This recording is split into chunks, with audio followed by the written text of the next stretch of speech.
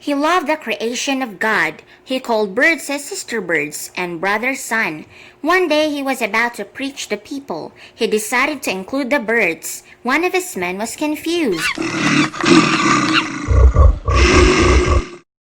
The birds even sat on his shoulder. His followers were so amazed. It wasn't only the birds. Also many other animals listened to him about the word of God. While Francis and his follower were walking to the forest, they saw a trapped rabbit. Francis released the rabbit from the trap. The rabbit then returned to its home. But the rabbit decided to follow Francis. Francis told the rabbit to go back to its home. The rabbit left again. The rabbit continued to follow Francis. He told his follower to take the rabbit back to its home. It always happens to Saint Francis. Whenever Saint Francis sees a trapped fish, he releases it back to the sea. The fish would even listen to his preaching. One of the most famous stories of Saint Francis was when he tamed a wolf of Gubbio. It was a friendship story. One day, he was preaching the people of Gubbio. That's when he learned that there was a wild wolf in the forest. The wolf killed lots of people and animals.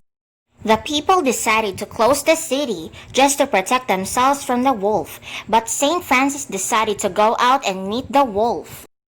The people tried to stop him, but Francis never changed his mind. On the next day, Saint Francis together with his followers were in the forest. One at a time, his disciples left from the forest. Francis had only one disciple left. Suddenly, the wolf appeared in front of them. The last disciple that was with him was so scared and ran away. Francis was all alone. The wolf continued growling at Francis. Francis pulled out the crucifix and prayed the wolf. Slowly the wolf became tamed. It was a miracle. The wolf sat back and wagged its tail. The wolf listened to Francis. Francis called the wolf Brother Wolf. Francis introduced himself to the wolf. Francis asked why the wolf did this to his people.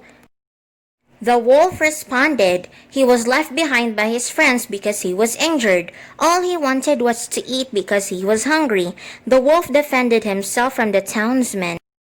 Francis understood the wolf's pain. Francis made an agreement with the wolf to never hurt anyone again. The wolf put his paw on the top of Francis' hand, showing a sign of a deal. Very adorable. Francis took the wolf to the town. The villagers could not believe their eyes. Francis offered the townspeople peace on behalf of the wolf. The townspeople agreed to feed the wolf. I wonder what its meal, beef, chicken, or lamb. Well, yeah, they're foodies, but they lived peacefully ever after.